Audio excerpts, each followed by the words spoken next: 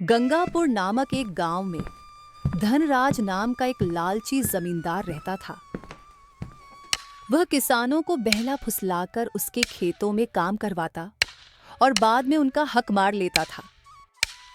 देखो मंगू, ये गरीब किसान कितने अजीब होते हैं। जानवरों की तरह दिन रात मेहनत करते हैं और बदले में 2 वक्त की रोटी के लिए तरसते रहते हैं।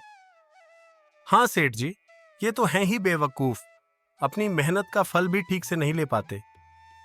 और मुझे देखो, मुझ जैसा मालिक बस बैठे बैठे हुक्म चलाता है और सारी फसल मेरे गोदामों में भर जाती है। सच कहते हो सेठ जी, पूरा गांव आपकी मुट्ठी में है। इनकी मेहनत का फायदा उठाना आपसे बेहतर और कोई नहीं जानता। पूरे गांव पर आपका ही राज है। हाँ हाँ, राज तो मेरा ही चलेगा। ये किसान क्या कर लेंगे। एक दिन वीरू नाम का एक गरीब किसान धनराज के पास आता है। वह बहुत दुखी और परेशान होता है। सेठ जी, मैंने सुना है कि आप किसानों को अपनी जमीन ठेके पर देते हैं। हाँ भाई, तुमने बिल्कुल ठीक सुना है। मैं अपनी जमीन ठेके पर देता हूँ। ठीक है सेठ जी, मैं भी आपके जमीन पर खेती करना चाहता हूँ। मुझे भी 1 साल के लिए अपनी जमीन ठेके पर दे दीजिए। धनराज वीरू को ऊपर से नीचे तक देखता है और फिर कहता है, ठीक है वीरू, मैं तुम्हें अपनी जमीन ठेके पर तो दे दूंगा, पर उसके लिए मेरी कुछ शर्तें सुन लो। ठीक है सेठ जी, बताइए क्या शर्त है। शर्त यह है कि तुम्हें मेरी जमीन पर काम करना होगा और 1 साल के बाद उस जमीन पर जो भी फसल होगी, उस फसल का आधा हिस्सा तुम्हारा होगा और आधा हिस्सा मेरा होगा। ठीक है सेठ जी, मुझे आपकी शर्त मंजूर है। जमीन की कागजी कार्रवाई करने के बाद वीरू वहां से चला जाता है और अगले दिन खेती करने के लिए उस खेत में पहुंच जाता है। वीरू दिन रात कड़ी मेहनत करता है और फसल उगाता है।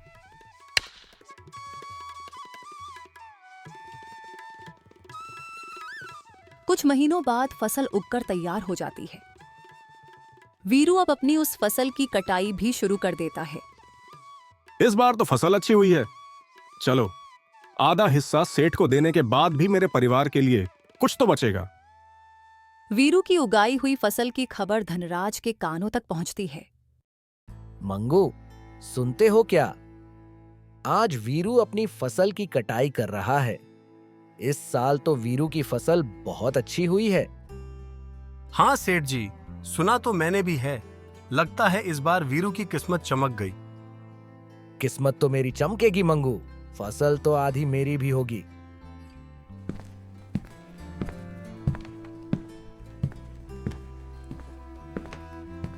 ओ वीरू, फसल तैयार हो गई है क्या? इस बार तो तुम्हारी फसल काफी अच्छी लग रही है। हाँ सेठ जी, इस बार मैंने धान की फसल लगाई है। काफी मेहनत करने के बाद इतनी अच्छी फसल हुई है। अब तो मैंने कटाई भी शुरू कर दी है। अरे यार, तेरी मेहनत से कुछ नहीं हुआ है। ये तो मेरी उपजाऊ जमीन का कमाल है। तुम्हारी मेहनत हो या ना हो, फसल तो होगी ही। शर्त के मुताबिक अब जल्दी से मेरे हिस्से की आधी फसल निकाल, ताकि मैं चलूं यहां से। मुझे और भी काफी काम है। धनराज वीरू से अच्छी अच्छी फसल लेकर चला जाता है और खराब फसल वीरू के पास छोड़ देता है, जिसे देखकर वीरू मायूस हो जाता है। हे भगवान, इतनी मेहनत करने के बाद भी मेरे नसीब में इतनी कम फसल क्यों? कुछ महीनों बाद वीरू का बेटा करण, जो शहर पढ़ने के लिए गया था, वापस गांव आ जाता है। गांव आने पर जब उसने गांव का नजारा देखा तो उसे बहुत दुख हुआ। पिताजी, गांव में सब कुछ ठीक तो है ना? आप इतने परेशान क्यों दिख रहे हैं? क्या बताऊं बेटा, इस लालची धनराज ने फिर से मेरे साथ धोखा किया। अच्छी फसल तो वो ले गया और मेरे लिए बस थोड़ा सा ही बचा। पिताजी, आप चिंता मत कीजिए। अब यह अन्याय और नहीं चलेगा। आज से मैं खेती करूंगा और इस लालची सेठ धनराज को उसी की शर्तों में उसकी चालाकी का जवाब दूंगा।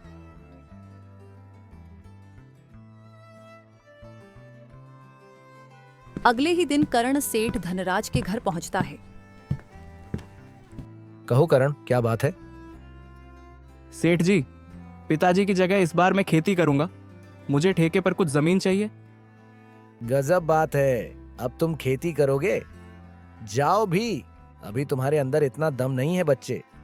पढ़े लिखे लड़के खेती के नाम पर गधे साबित होते हैं। नहीं सेठ जी, आप ऐसा मत बोलिए। मैं पढ़ा लिखा हूं, लेकिन हूं तो किसान का बेटा ही ना। खेती किसानी मेरा धर्म है। चल ठीक है, मान लेता हूं। वैसे भी आजकल काम का क्या रह गया है, सब पढ़ लिख कर ऐसे ही बेरोजगार ही तो घूम रहे हैं। इस बार इसे कुछ ऐसी शर्त बताओ जिससे इसकी सारी फसल मेरी हो जाएगी। वैसे भी इसका पिता वीरू हर साल धान की फसल लगाता है, तो ये बेवकूफ भी धान ही लगाएगा। अच्छा करण, सुनो, तुम जो भी फसल लगाओगे उसका आधा मैं रखूंगा और आधा तुम रखोगे, लेकिन ऊपर का हिस्सा मैं रखूंगा और नीचे का हिस्सा तुम्हारा होगा। अगर मेरी ये शर्त मंजूर है तो बोलो। ठीक है सेठ जी, मुझे आपकी शर्त मंजूर है। ऐसा ही होगा।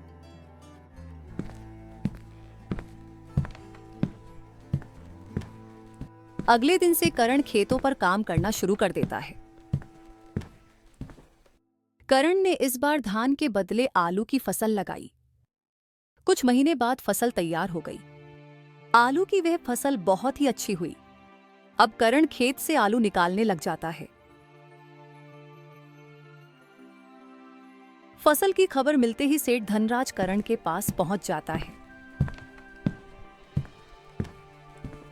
अरे करण, शर्त याद है ना तुम्हें? आधा मेरा और आधा तुम्हारा। हाँ सेठ जी, मुझे सब कुछ याद है। आधा आपका और आधा मेरा।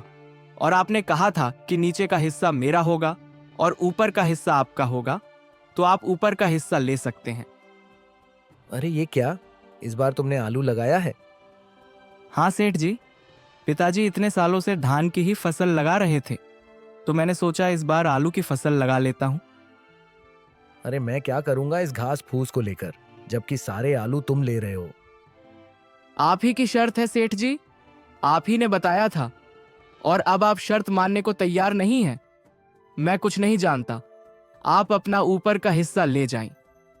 इस तरह करण ने चालाकी दिखाते हुए लालची सेठ को मुंह तोड़ जवाब दिया और सभी आलू लेकर घर आ गया।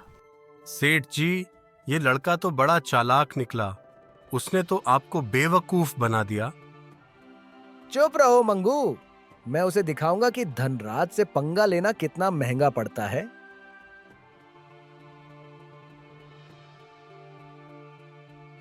कुछ दिन के बाद करण दोबारा सेठ के घर आता है। कहो लड़के, इस बार क्या चाहिए तुम्हें? आपकी जमीन ठेके पर चाहिए सेठ जी। ठीक है, तो मेरी इस बार की शर्त सुन ले लड़के। इस बार तेरी कोई चालाकी नहीं चलेगी। इस बार फसल के नीचे का हिस्सा मैं लूंगा और ऊपर का हिस्सा तेरा होगा। बोलो, मेरी ये शर्त मंजूर है? मुझे मंजूर है सेठ जी। इस बार करण गेहूं की फसल लगाता है। कुछ दिनों बाद फसल काफी अच्छी उगती है। कुछ दिन के बाद सेठ करण के पास आता है।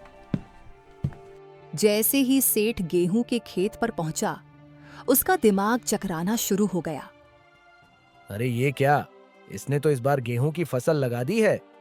यह लड़का जितना मैं सोच रहा था उससे कहीं ज्यादा होशियार निकला। नमस्ते सेठ जी, कैसे हैं आप? देखिए सेठ जी, इस बार मैंने गेहूं की खेती की है और आपकी शर्त के मुताबिक इस फसल के ऊपर का हिस्सा मेरा होगा और नीचे का हिस्सा आपका होगा। इस तरह करण ने अपनी होशियारी से सेठ धनराज को दोबारा बेवकूफ बना दिया और सेठ एक बार फिर से धोखा खाकर आग बबूला हो गया। सेठ जी, ये लड़का तो हर बार आपको बेवकूफ बना रहा है। हमें कुछ करना होगा। हाँ मंगू, इस बार तो मैं उसे ऐसा सबक सिखाऊंगा कि वो कभी नहीं भूलेगा। कुछ समय बाद करण फिर से सेठ के पास जाता है और कहता है कि वह इस साल भी ठेके पर जमीन लेना चाहता है। अच्छा, तो तुम मुझसे मिलने दोबारा आ गए? अब क्या है? अरे ओ होशियार बदतमीज लड़के, अब क्यों आया है यहाँ? किसान का बेटा हूं। होशियार तो आप लोग हो जो गांव के गरीब किसान की मजबूरी का फायदा उठा रहे हो। मुझे इस बार भी आपकी जमीन ठेके पर चाहिए। बताइए, इस बार आपकी क्या शर्त है? शर्त तो है। तू खुद को बड़ा होशियार समझता है ना बच्चे। चल, इस बार फसल के नीचे का और ऊपर का हिस्सा मेरा होगा और बीच का हिस्सा तेरा होगा। अब बोल, मेरी ये शर्त मंजूर है तुझे? बिल्कुल मंजूर है सेठ जी, जैसा आप कहें। चलो मैं जाता हूं, मुझे अब फसल उगाने की तैयारी भी करनी है।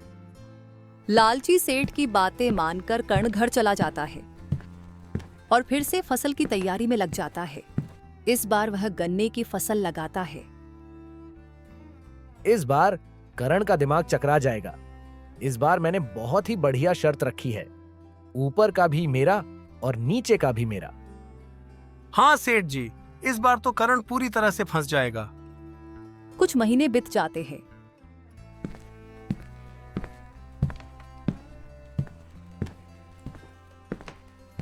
अरे सेठ जी, ये करण तो आपका भी बाप निकला। देखो जरा उसने इस बार कौन सी फसल लगाई है। अरे ये क्या, ये तो गन्ने की फसल है। अब बताओ भला, ऊपर का और नीचे का हिस्सा मेरा होगा और बीच का हिस्सा उसका होगा। मतलब मेरे हिस्से में इस बार भी झाड़ फूस ही आनी है। मैं इस बार भी बेवकूफ बन गया। आइए आइए सेठ जी, कैसे हो आप? और आप दोनों में क्या बात चल रही है, जरा मुझे भी बताओ। एक तो चोरी, ऊपर से सीना जोरी। तुमने मुझे इस बार भी बेवकूफ बना दिया। मैं भला आपको क्या बेवकूफ बनाऊंगा सेठ जी? आप तो दुनिया को बेवकूफ बनाते हो। देखो सेठ जी, इस बार मैंने गन्ने की फसल लगाई है और आपकी शर्त के मुताबिक इस फसल के ऊपर और नीचे का हिस्सा आप ले जाओगे और बीच का मैं लेकर जाऊंगा। अरे ओ किसान के बच्चे, सेठ जी को ज्यादा होशियारी दिखाने की कोशिश मत करना। बेईमानी और धोखाधड़ी में वो सबके बाप हैं। शायद ये हमारी ही करनी का फल है।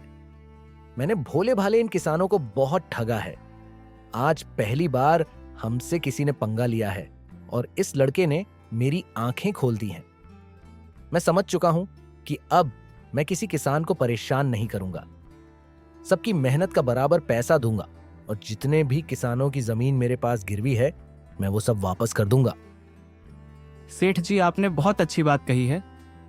एक किसान दिन रात मेहनत करता है अपने लिए, अपने परिवार के लिए। ना कभी अच्छे कपड़े पहन पाता है और ना ही कभी अच्छा खाना खा पाता है। दिन रात दूसरों का पेट भरने के लिए वो अपना पेट जलाकर मेहनत करता है। ऐसे में इनको तरसाना ठीक नहीं है। इनका हक तो इनको मिलना ही चाहिए। इस तरह करण अपनी मेहनत और चतुराई से उस लालची सेठ को सही रास्ते पर ले आया और सेठ ने सभी किसानों की जमीन और पैसा उनको वापस कर दिया। उस दिन के बाद उस गांव के सभी किसान खुशी खुशी रहने लगे।